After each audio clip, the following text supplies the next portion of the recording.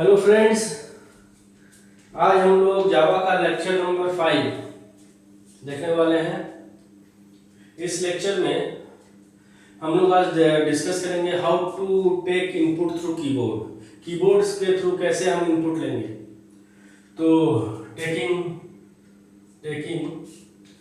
काम करते हैं, दूसरा पेन ले लेते हैं।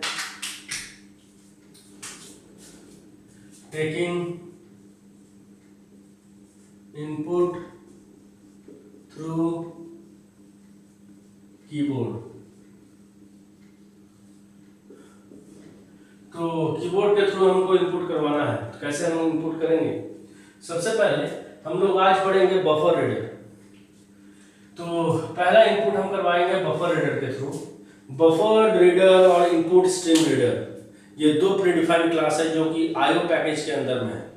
तो आईओ पैकेज के अंदर में है तो हमको आईओ पैकेज को इंपोर्ट करना ही पड़ेगा, क्योंकि उसके अंदर में ये दो क्लास है। बिना इंपोर्ट किए ये तो आएगा नहीं।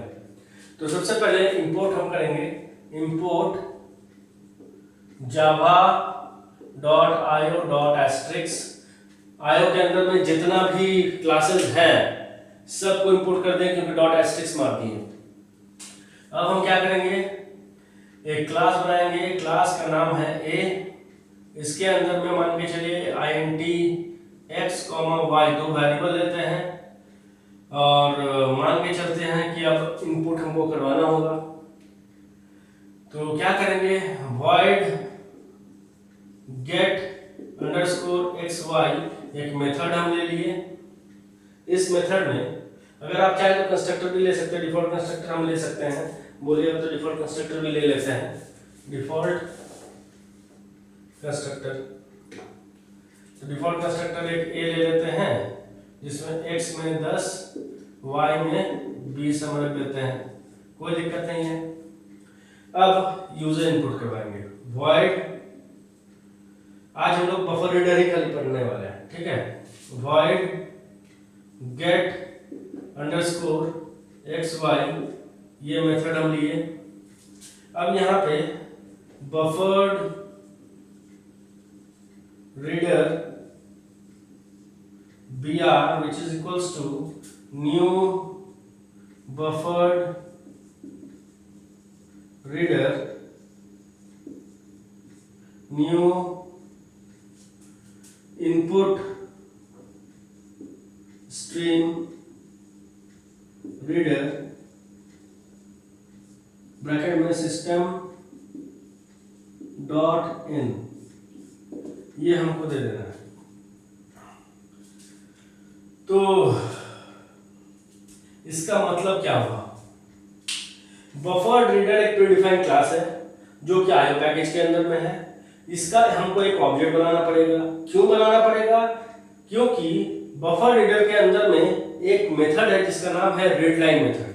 वो क्या करता है, स्ट्रिंग रीड करता है। तो उसको बिना यूज किए हम बफर रीडर में हम इनपुट नहीं ले पाएंगे, ठीक है।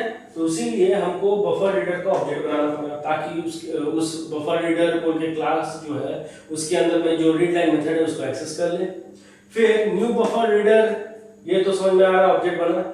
इसका कंस्ट्रक्टर में, इसका पैरामीटर में हम लोग क्या पास कर रहे हैं, न्यू इनपुट स्ट्रीम रीडर। ये भी एक प्रीडिफाइंड क्लास है जो क्या करता है, इनपुट स्ट्रीम मतलब कीबोर्ड के साथ कनेक्ट करवाता है bye the help of system dot in. System भी एक प्रीडिफाइंड क्लास है। अब आप कैसे हम समझ रहे हैं कि ये प्रीडिफाइंड क्लासेस हैं। देखिए बफर्ड का B capital R capital predefined class है, B capital R capital, input का I capital S capital R capital, system का एस कैपिटल, सब प्रीडिफाइंड क्लासेस हैं। अब हम क्या करेंगे, इनपुट करवाएंगे थ्रू कीबोर्ड। ये कीबोर्ड के थ्रू कनेक्ट कर, सिस्टम डॉट इन का मतलब होता है कीबोर्ड के साथ कनेक्ट करवा दिया। अब क्या हुआ, br के थ्रू रीडलाइन मेथड में एक्सेस करेंगे ताकि इनपुट कर ले।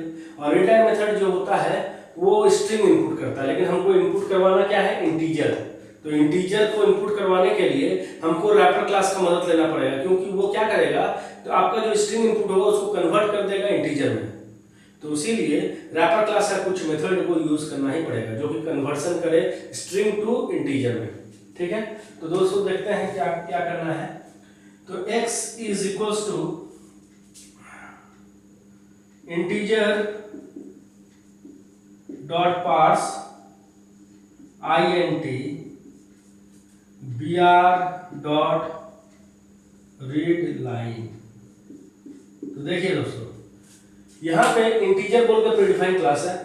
ये प्रीडिफाइंड क्लास जो है जिसको रैपर क्लास बोलेंगे, उसके अंदर में ये पार्स int मेथड कॉल हुआ। देखिए पार्स का p small i capital, parse int। br तो ऑब्जेक्ट था जो बनाए थे। रीड लाइन, रीड का r स्मॉल l कैपिटल, तो इसका मतलब ये फंक्शन है, मेथड है। तो ये मेथड प्रीडिफाइंड है। तो पार्स int हम कॉल कर दिए।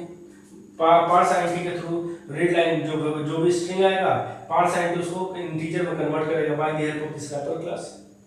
और इंटीजर जो है, इंटीजर के थ्रू हम ये भी बताना चाह रहे हैं, इंटीजर के थ्रू ये पार्स int को कॉल कर रहे हैं, क्योंकि पार्स int जो है स्टैटिक मेथड है, प्रीडिफाइंड है, स्टैटिक मेथड है। कोई भी स्टैटिक मेथड जो होता है वो क्लास नेम के थ्रू कॉल होता है, ना कि ऑब्जेक्ट के थ्रू। ये स्टैटिक मेथड नहीं है, उसके ऑब्जेक्ट के थ्रू कॉल हो रहा है।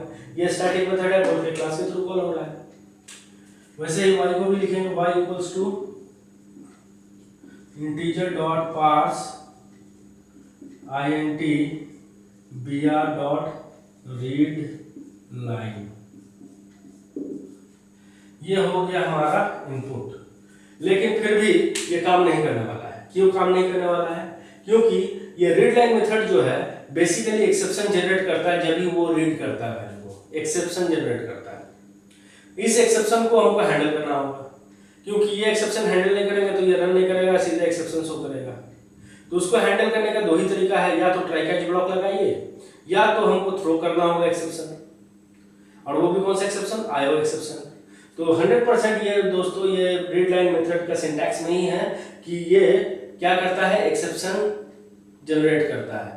और जब एक्सेप्शन जनरेट करता है तो उस एक्सेप्शन को हैंडल करना ही पड़ेगा। और कहाँ पे हैंडल करना पड़ेगा? जिस फंक्शन में हम इसको ले रहे हैं उस फंक्शन में हैंडल करना पड़ेगा। या तो ट्राई कैच ब्लॉक लगाइए, या तो थ्रोज कीवर्ड यूज कीजिए। थ्रोज कीवर्ड अगर यूज करते हैं तो वो क्या होता है, एक फंक्शन से दूसरा फंक्शन में थ्रो कर देता है। तो इसको जो कॉल करेगा उसके पास ही ये जाएगा एक्सेप्शन। अब देखिए क्या होता है, यहाँ पे लिखेंगे throws IO exception, throws IO exception. अब ये थ्रो करेगा एक्सेप्शन, थ्रोज कीवर्ड लगा है, इस फंक्शन से दूसरा फंक्शन में थ्रो होगा, आईओ एक्सेप्शन। अब ये गेट xy हो गया, पुट xy बना देते हैं, void put अंडरस्कोर xy। ये मेथड क्या करेगा, system dot out dot print ln x is equals two plus x plus y is equals two plus y। ये हम बना दिए। ठीक है दोस्तों, अब हम लोग क्या करेंगे, पब्लिक स्टैटिक वॉइड मेन बनाएंगे, स्ट्रिंग ए, हम एक एरे ले लिए। अब हम क्या करेंगे, ए का ऑब्जेक्ट बनाएंगे which is equals to new A constructor calling. इसका मतलब है ये कंस्ट्रक्टर कॉल हुआ और आपका x और y में वो भी नाम हुआ ऑब्जेक्ट का, x और y में आपका 10 और 20 रख दिया, कोई दिक्कत नहीं है। अब क्या होगा, जब भी हम ob dot gate underscore xy को कॉल करेंगे तो कंट्रोल यहां से इस पर्टिकुलर फंक्शन में जाएगा, वैल्यू इनपुट करवाएगा। ठीक है, एक्स वाई में मान के चलिए 15 और 30 हम रख दिए, बफर रीडर के थ्रू स्ट्रिंग कन्वर्ट हो गया इंटीजर में, 15 और 30 रख दिए। लेकिन ये 15-30 जो है इसमें आया, इसके ऊपर वो राइट हुआ 15 और 30। लेकिन जब कंट्रोल यहां से रिटर्न बैक होगा और इसमें आएगा, ठीक है दोस्तों, तब देगा एक्सेप्शन। क्यों? क्योंकि ये तो थ्रो किया है एक्सेप्शन, ये एक्सेप्शन उसी के पास जाएगा जो इसको कॉल किया है। कॉल कौन किया है? मेन कॉल किया है यहाँ पे। तो मेन इसको डक करके बैठ जाएगा एक्सेप्शन को, और डक करके बैठ गया तो एक्सेप्शन को तो हम लोग मतलब हम लोग हैंडल नहीं कर पाए इसको। अब जब हैंडल नहीं कर पाए तो हमको हैंडल करना पड़ेगा यहाँ पे। यहां पे भी हमको लिखना होगा साइड में थ्रोज आयो एक्सेप्शन। अब जब ये थ्रोज आयो एक्सेप्शन लिख देंगे तो गारंटी है दोस्तों, अब ये एक्सेप्शन मेन भी इसको थ्रो कर देगा आयो एक्सेप्शन के पास।